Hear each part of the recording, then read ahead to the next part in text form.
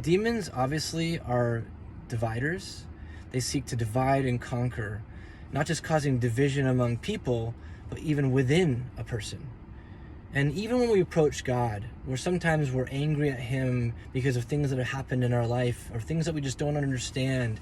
We can have this conflict even with God, to be intimate with him or to receive from him or to trust in God.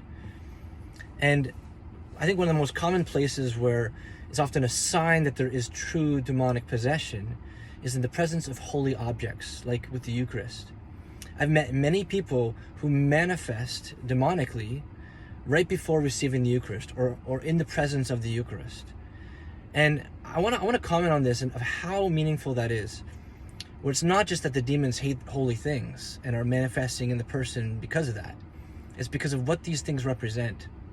When you come up to receive the Eucharist, this is the body of the bridegroom being received by the bride.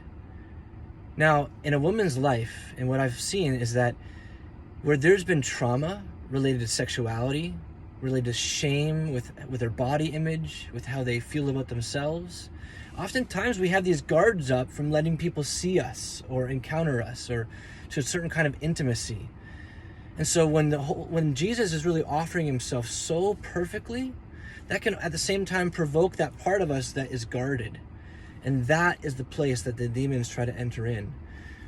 But you see, God allows that manifestation to bring to the surface this conflict.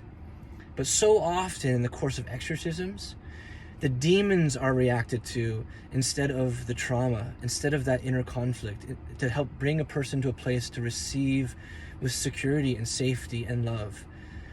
So oftentimes they'll literally put the Eucharist like on a person and they'll freak out and like, no, don't do that. And you feel like they almost need to like beat the devil out, rather than really acknowledging that this person is being provoked in a real part of their own heart. And God is not, he's a gentleman. He doesn't force his way in. And so I think it's provocative enough that they're experiencing something there, that the devil's manifesting. And what I found is, instead of forcing it into them and forcing the devil out, to really honor the part of that person who is conflicted, who is afraid, who struggles to trust in God, and letting God attend to that part of them first frees them up to then receive his love, and the demonic manifestations completely stop.